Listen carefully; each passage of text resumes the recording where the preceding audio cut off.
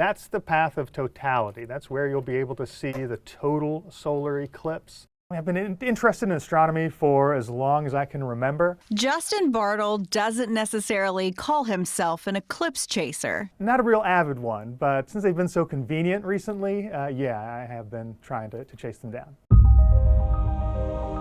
This is the second time he's going to be in the path of totality, where the world goes blissfully dark for several minutes. It is kind of a surreal event. You know, it's the middle of the day. You'll see the shadow cross the horizon. It's approaching you.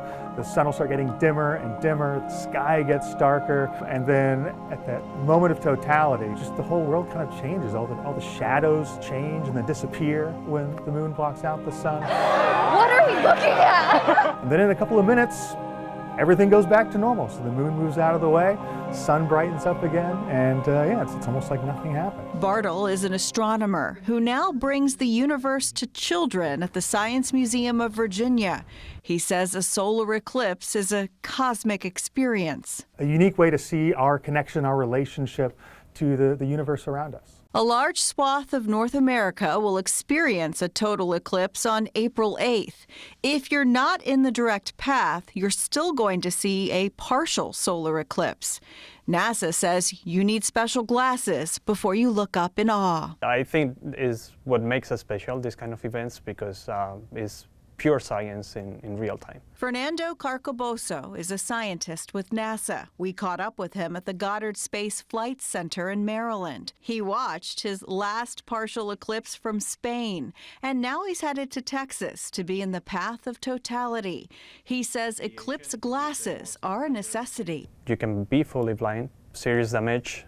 We naturally don't look at the sun. We need to protect our eyes because the damages can be they can last forever. The danger is you could develop something called solar retinopathy. When the moon blocks the sun's light during a solar eclipse, it makes everything darker. And your pupils, well, they become larger and they let more light in, causing damage. It's often painless, meaning you don't even know you've hurt your vision until it's too late. NASA scientists say regular sunglasses aren't enough for eclipse viewing.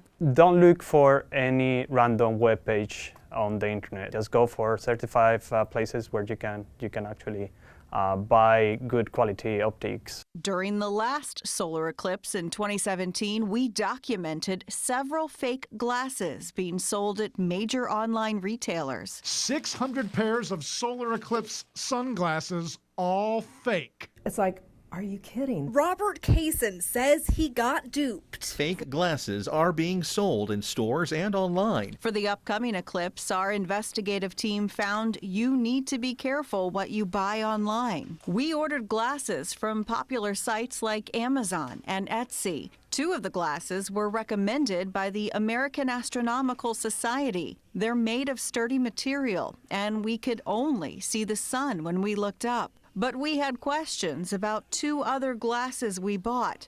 When we tested them outside, we could see more than just the sun. We reached out to Amazon, Etsy, and Temu about glasses sold online to ask if they verify the sellers. We never heard back from Etsy or Temu.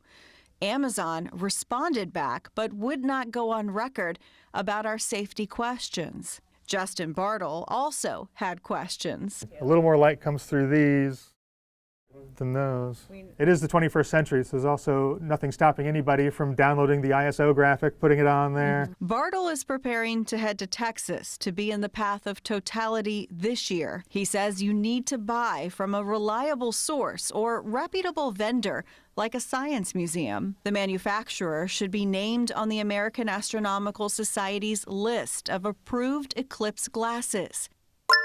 Your glasses should have the ISO logo and numbers 12312-2 printed on the glasses. Your eclipse glasses should be less than 3 years old. So your glasses from 2017 are no longer good, and you should not be able to see anything through them except the sun.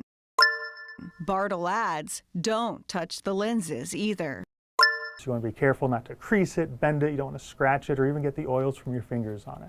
If you're using a telescope, you should have a solar filter on it. NASA also lists several ways on its website that you can make a homemade eclipse projector. No matter how you plan to see the eclipse, just be sure to look out for your eyes before you look up.